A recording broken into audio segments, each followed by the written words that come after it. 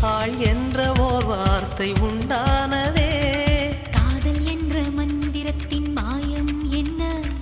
கல்லும் முள்ளும் இப்போது பூவானதே.